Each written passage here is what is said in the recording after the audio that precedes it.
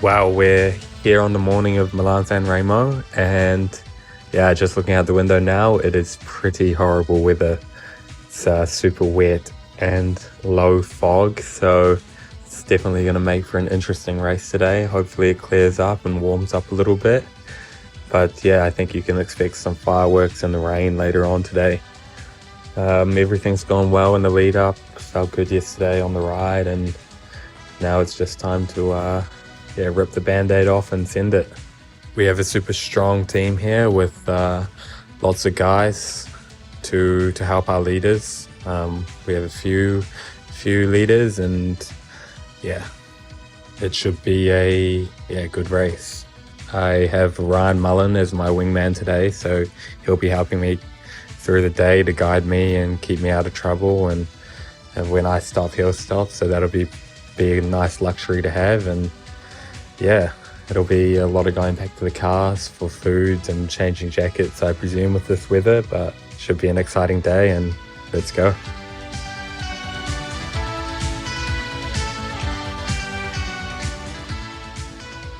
Well, that, of course, was Laurence Pithie giving us his thoughts before Milan San Remo. And what an epic edition it proved to be. We're here. We're in the classic season. We've got the Cobble Classics coming up this weekend, and we're chatting with Laurence about Milan San Remo, plus what he expects to do in E3, Gent-Wevelgem, and the rest of the classic season. He's going to be doing Waregem, Flanders, and then Roubaix as well. So we've got heaps coming up, and what a pleasure to be riding the classics with Laurence Pithie. This is Life in the Peloton, brought to you by MAAP, and we've got heaps of stuff going on in Life in the Peloton this year. We took on a brand new podcast for you guys this year called Race Radio, a great series that Harry and Stu produced last year, and they decided to make the jump across to Life in the Peloton this year. This episode they've just recently put out is with Emma Norsgaard, a great episode talking all about the classics as well. So get across and have a listen to that. That was released just a couple of weeks ago. And coming up also, guys, at the end of the year is the Dirty Docker. We're back. We're going to have another crack at it. It was a fantastic event last year. Lots of fun. Gravel, cross-country running, cyclocross, live music, beers, of course. So we've released the early bird tickets. If you want to get involved, get across, grab yourself one of them. I would love to share a cold one with you up here in Land Vegas. Guys, here we go. This is a great episode. We're also chatting with the flying mullet, Shane Archibald, who is a director sportif on Red Bull Bora-Hansgrohe. He is working closely with Laurence Pithie, so we thought it'd be good to see what he thought about the classics and Laurence's preparation as well. Here we go, guys. Let's get into it.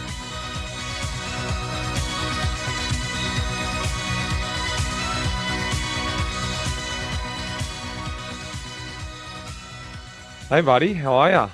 Yeah, not too bad. Just a little bit stiff, but can't complain. How was it? How was San Remo, I guess? Give us the lowdown. How was the day? It was a long day, but it was a super epic one also. Starting under the rain, pretty grim conditions to start with for the first 3 hours. Sort of like a race of two halves. The first half up until Volcano was pretty wet and miserable, just trying to stay warm and out of trouble. And then after Torquino, it was like a completely different race. Blue skies, nice weather, could take all the warm gear off and really crack into it. What was the feeling like in the bunch up to the Tricino? Like, it looked miserable. What was everyone doing? Were everyone just in their shell, just like trying to hide away from it? Were people talking? What was the feeling like in the bunch? I mean, there was a fair bit of chatting going on, but mostly keeping to themselves and just trying to stay warm and out of trouble. Lots of guys changing kit regularly. Definitely a completely different vibe to 2024. I remember it was a beautiful day. Everyone was just chatting, zero stress in the bunch, just cruising along. But you could feel like a little bit more tension with the weather. Just trying to stay in good position and stay out of trouble was super important. How'd you keep your head in the game? I was pretty locked in, eh? I didn't really get cold, which was good. The only thing I changed was my gloves. I changed gloves three times just because my hands were getting super cold once they were drenched through. And yeah, I mean, my core stayed warm the whole day, which was super nice. It was just, yeah, once your leg warmers and shoes get wet, then yeah, it was pretty miserable. But I mean, the race for 6 hours 40 went super quick, actually. Well, let's talk about your expectations. Did you fall short? Did you exceed? What are your highlights and lowlights from the day? I definitely would say I fell short. Yeah, came into it a little bit unknown after altitude, but Mm. I felt pretty good already from the start. Didn't really feel the legs too much, and then Torquino was, yeah, I mean, we didn't race it super hard. There was a bit of stress going up there, just trying to fight for position. But my teammates did a super awesome job, especially Ryan Mullen. Mm. He was my wingman for the day. So basically, whenever I was stopping, he was stopping with me. He was always moving me back through the peloton, which was nice to have my own little bodyguard. And then he did an epic job. We went over Torquino, yeah, pretty much in front. There were a few Tudor guys and then a few Trek guys in front of us, but we could take the descent calmly Good. and not take Mm. any risks. And, you don't have to sprint out of corners and waste energy like that or close little gaps when you're that far forward. So that was super nice. And then, yeah, once we got to the nuts and bolts of the race, hitting those capos, it was all pretty stressful. Everyone was in short sleeves and their warmers off, so everyone was ready to race by that point. And it was super nervous, lots of tension, everyone fighting for position. And I actually came a cropper on the first capo. I Mm. hit the deck, unfortunately, which was, yeah, it was pretty much my own fault, to be honest. There were a few spectators or two spectators on the inside, and yeah, the peloton was taking up the whole road, and Mm. I swerved to avoid them, and basically after that was a little bit off balance and had Mm. my wheel on the wrong side of one of the other boys' wheels and hit the deck, which is yeah, you hate it because it's just one of those stupid crashes that's completely unnecessary, but it happens in racing sometimes, and you just got to get up and scrub it off. Were you hurt in that moment, or were you instantly like, "Nah, I'm straight back up"? I could tell I hit the deck pretty hard. My helmet had like been busted around. It was a bit wonky on my head. My thumb, my thumb was super painful. That was probably the most painful part. And then I looked down and could see my knees were a bit bloody, and I think my bars swung into my right knee, which was probably giving me Mm. the most grief apart from my thumb. But basically, I was up just looking at myself saying I needed a bike, and my bike was there almost instantly. So I was able to get my Garmin off, change it over, and get back on and start chasing. Don't want to lose the file. Yeah, yeah, couldn't lose that one. No way. It's almost 300K. Yeah, Bernie was saying, "Forget about it. You don't need it." I was like, "Yeah, I do." Mostly, I wanted it for the map. Okay. I really look at the map on these races. It tells you how far it is to the next corner. Having a glance down, especially on those descents as well, just to know exactly where you are. I know them pretty well, but just seeing what corner's coming up and when, and it's Mm. really helpful actually. So tell me about working with Ryan Mullen, just to rewind a little bit, was because it's a funny thing, it's a job that I've done a lot in my career, being the Ryan Mullen in this scenario, and you've had to protect someone. It's quite a hard job because you obviously the physical side of it, but you also need to glue with the rider and you have to understand how they want to ride as well, and not about how you want to ride and they have to follow you. You have to work to them. So I'm wondering how many times you've been in that situation, you've had someone riding for you, and was he on the money? Did he ride the way you wanted to, or you sort of had to change your style for him? No, we bowled pretty well. I raced with him in Australia, and in the lead out there, I was the one following his wheels. So I kind of already know him pretty well, especially like in the high stress moments. I know kind of where he's going to go and how he's going to move through the peloton, and the way he moves is top level. Like Mm. I know that if there's a gap, he's going to take me through it, and if something needs to be closed or something needs to be done, you can rely on him to hit the gas when it's necessary. So Mm. it was super nice. I mean, I'm pretty new to having like a specific dude helping me all day. Like he Mm. in the team briefing, he was my man. So if I was stopping for a pee or going back, well, I wasn't going back to the car. If I needed something, it was him going back for me, which is pretty luxurious, to be honest. You feel almost guilty that he's having to do all the hard yakka and you can just sit pretty in the bunch. But no, he was yeah, he was a godsend. I was peeing like a racehorse. I think I probably peed 13 times, if not more, in the race. So he was always pushing me or stopping with me and giving me a big toe back to the bunch, which was super appreciated. Towards the end of the race, I saw you come back. And you crashed at about 50k to go, and I thought, oh no, it's over. Like I thought maybe you would have pulled the pin. I didn't know what the issue was. Just thinking ahead with the classics coming. Tell me about the last 50k and that determination to come back.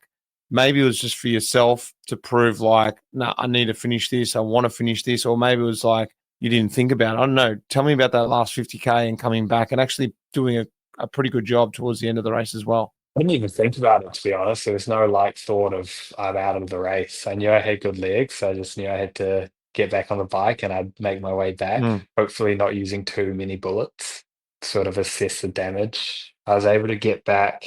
Basically, I crashed on the first capo. So I was in the convoy on the second capo, going pretty fast. And then third cap between the second and third capo, I was basically back in the bunch. Mm. On the descent of the second capo, I was in the bunch, just moving up position by position, and I managed to just run up the right hand side and find my team really quickly before Capo Berta. And then Capo Berta, I wouldn't say ran a risk. I was on the right hand side and with my team, and we had to unclip me and one of my teammates, and then I was sort of slipping backwards instead of using the effort to push right back up to the front. I was sort of just sandbagging a little bit and saving the legs and trying to recover from the effort just to come back. Mm. I knew that I could sort of use my skills to move up again on the descent and still be well positioned for Chapressa. So yeah, I saved quite a bit of energy there, just drifting through the bunch a little bit on Capo Berta, and then yeah, getting back before Chapressa. Yeah, right. Wow, the confidence. I love it because Chapressa, the lead into Chapressa is a bunch finish, isn't it?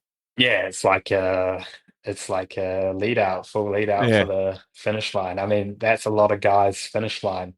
yeah. So a lot of domestiques, that's their finish line. So they're doing their suicide efforts into the bottom of that climb.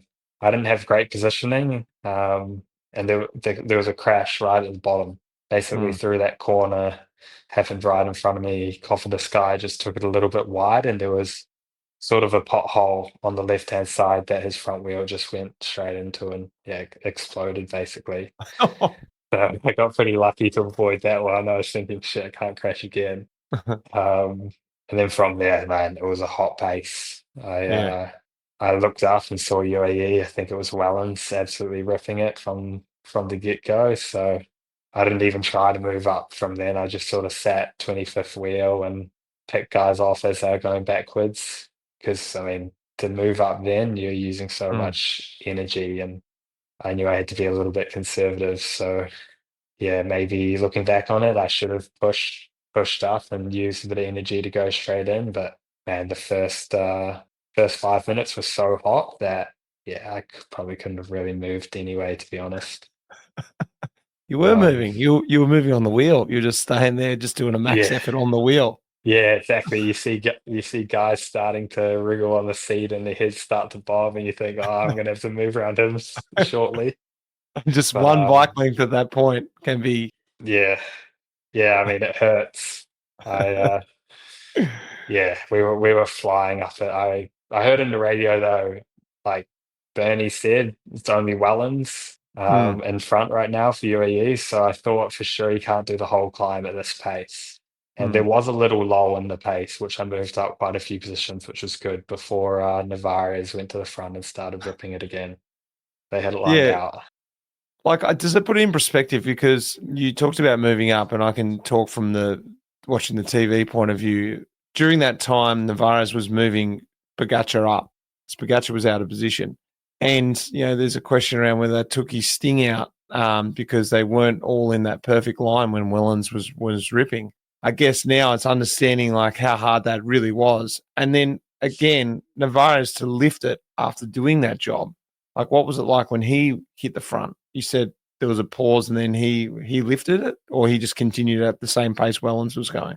Nah, he definitely lifted it. It was really like slowed down for probably 20 seconds. I was trying to move up as much as I could then. Guys were on the limit, but as soon as Navarez hit the front, man, everyone was just letting the wheels go. So out of that hairpin, we were basically sprinting, to be honest, and guys were just letting gaps go. I was trying to move around as many dudes as I could, and then I saw Pog just rip off. I was like, oh well, that's the race. I could see Maxime, my teammate. I was thinking hopefully he can go, but yeah, he yeah, I mean, there's not much you can do about it, to be honest. After riding, you're already on the limit, and then you see him do that massive burst. It's hard to comprehend at the time.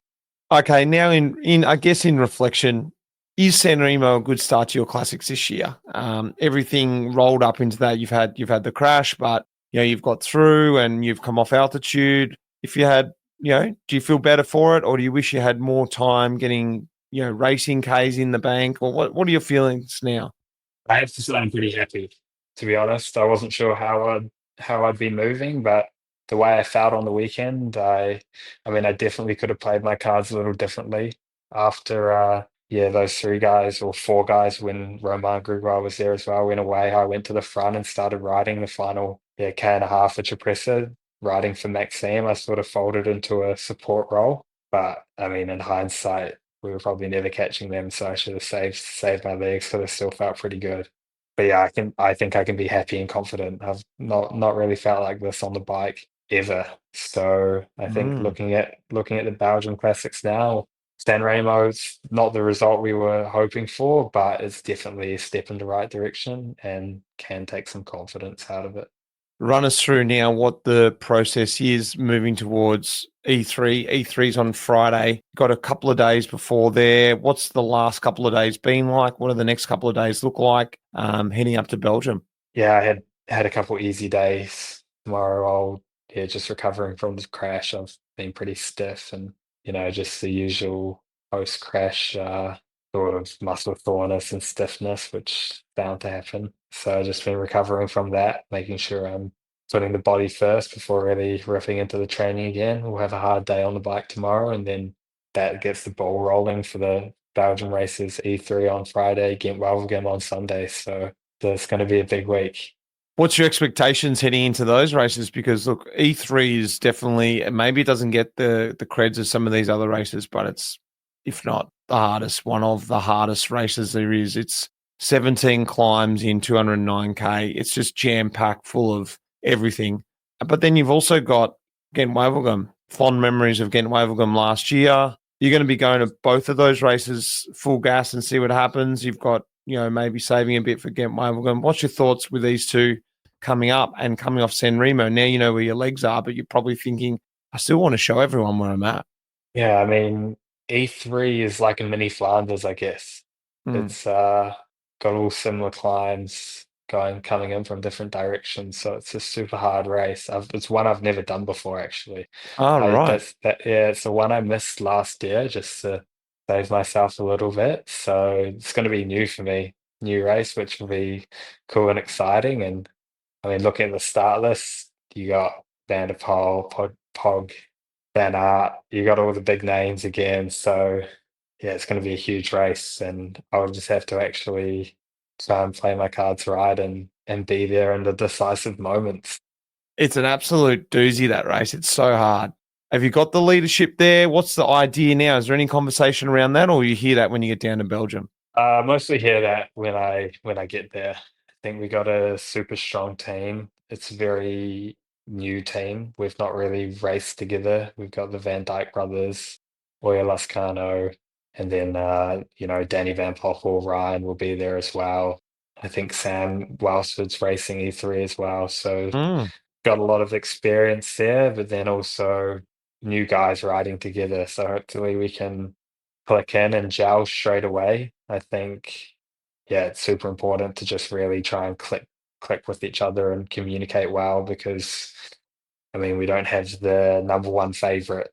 We don't have a Van der Poel or a Pog on our team, so we really have to play our numbers and be smart about it. Use the car and get vital information and just communicate honestly. I think if someone's feeling really good or someone's not feeling so good, we'll probably go into it with more free roles in terms of leaders. There won't be a designated leader. It'll more just be get into the hard part of the race and then just communicate really well. What do you want to get out of these races? Give us some insight to what you want to get out of them personally. I mean, I'd love to win one. I think we're showing up to try and win, but it's a lot easier said than done. So be about being there in those decisive moments, and then you're racing for it. Really, it's every race is different in Belgium. So tackle the weather conditions, cobbles as well. I think we can kind of tell who the big favourites are going into it and who you need to watch out for. I think half the races will be about trying to follow those top dogs, but it's all about getting into those early moves as well. If you can get a little head start on the top favourites, can always play your way in the final. So, Lastly, mate, what are you looking forward to most about getting up to Belgium? Maybe it's the racing, maybe it's just the aesthetics, maybe it's getting a little stroop waffle, or I don't know, maybe a cheeky beer. What are the things you look forward to about getting back up to Belgium? it's the days in between the racing. As much as I love the racing, the days in between, it's a lot of just racing and recovering. So you can, yeah, go for your recovery rides with the team and enjoy a nice cafe stop. So that's probably what I'm looking forward to, really getting to know the boys on my team better. I think you spend a lot of time. It'll probably be, yeah, 2.5 week stint in Belgium. So we'll be spending a lot of time together, and you can really get to know someone well, especially in those easy rides between the races. Well, speak to you when you're up there, mate. Enjoy the rest of the week. Too easy, mate. Appreciate it.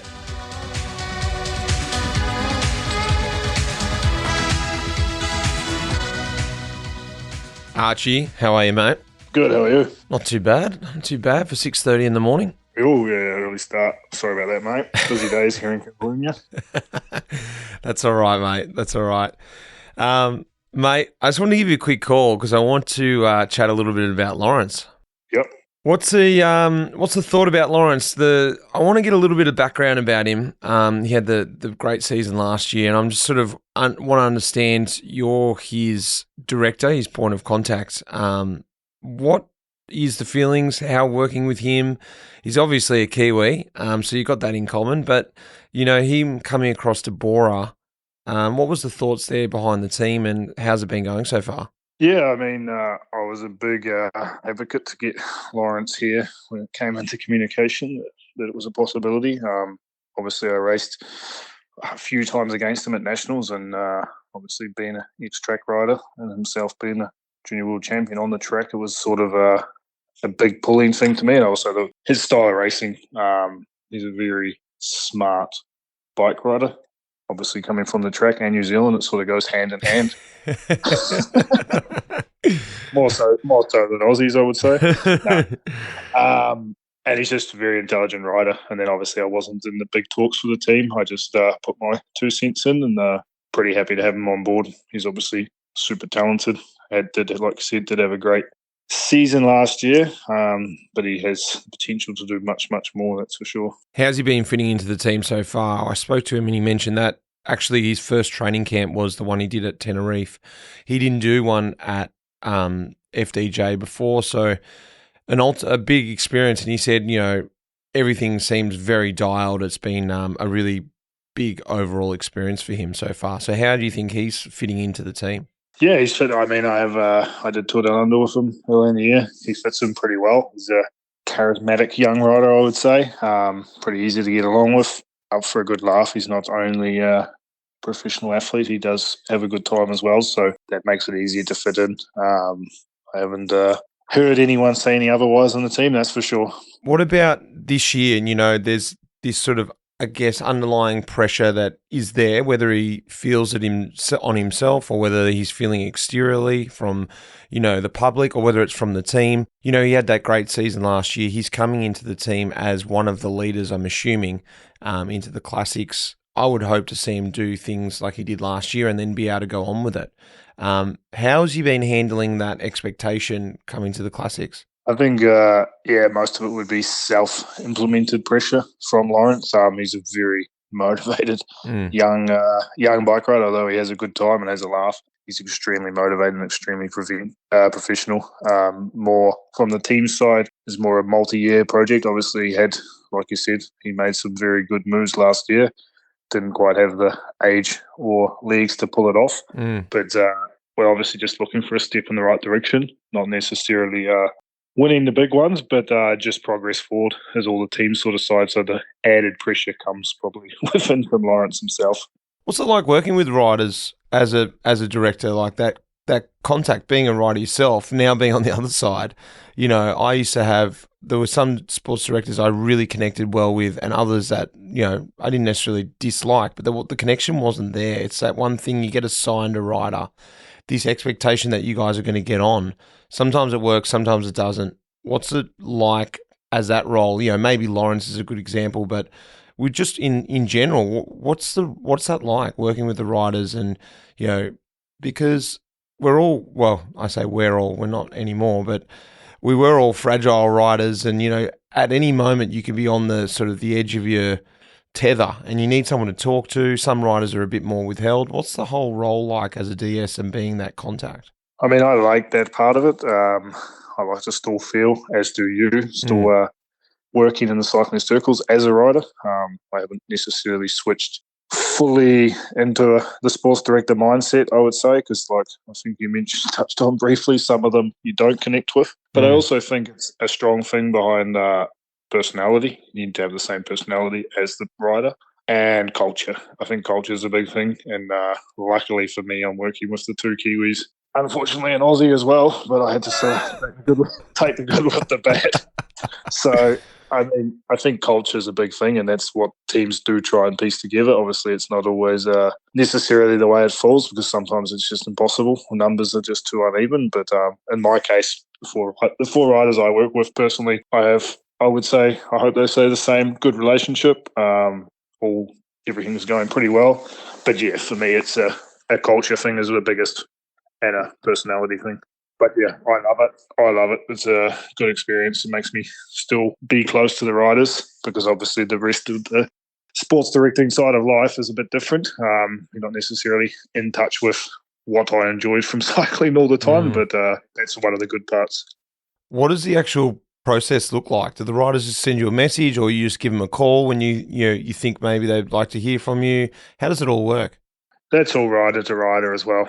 Obviously, as you know yourself, when a rider's going well, he has a very big support network. And when he's not going well, that support network shrinks. So obviously, as a director, you sort of are there through the good and the bad.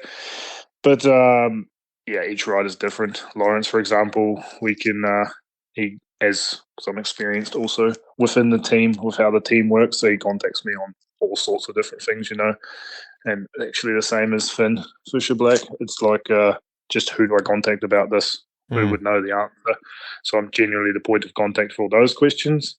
And then also when it comes to race programs or discussing why they're going where, or the reason for, etc. And just being there, like to talk about anything actually, because also, as you know, somebody living on the other side of the world is sometimes hard. So you do need a helping hand with getting by. So also something I'm very experienced in, as you were, so I can help with that as well. Yeah, nice. I think it's a really important touch, especially like you said, for the guys living on the other side of the world. Mate, lastly, give us a bit of a feelings about whether you've spoken to him or whether it's been through message or just from the exterior, from his ride at San Remo. Had the crash at 50k to go, but was able to come back and do a good job there. But then now with San Remo in the bank, I guess looking towards a classic. So a bit of a wrap up from San Remo, and what the advice you gave him heading into the Cobbles. I think the last message I sent him was, "I'll talk to you in a few days, mate." So I did just touch him, see if he was all right on Sunday afternoon. Obviously, he had to get home. The big goals are upcoming this week. And then obviously in cycling, it's also a little bit more complicated because if he might be at home free to talk, I'm at a race now, so it becomes a bit more complicated. But I was actually planning to touch base with him tomorrow and get the real nitty-gritty of what went down. Obviously, looking from my side from the team's report and watching on the TV, he was in extremely good condition. Unlucky to get caught up in that crash or be in the crash. And then, switched as a co-leader role to a helper role pretty fast because coming back with 50k to go in San Remo was near on impossible to have a good result just purely from the speed and the way the race was run this year. It was obviously decided on the road to quickly switch him into helping. But super positive signs, looking forward to the rest of the classics. He's in good condition, so anything is possible. Well, it's going to be exciting. We're following him along the way. So, well, thanks, Archie, for giving us a little bit of an insight. And hopefully the mullet is still flowing in the wind. The mullet is, and so is your old car, mate. hasn't missed a beat. Right, that car constantly can run at 180 the whole way up to Andorra. I still hold the record, Girona to Andorra, so good luck taking that. That is the winning car. I wouldn't even go close, mate. I'm just happy cruising along at 130, minding my own business, curling away, saving money. Right, beautiful. Cheers, Mitch.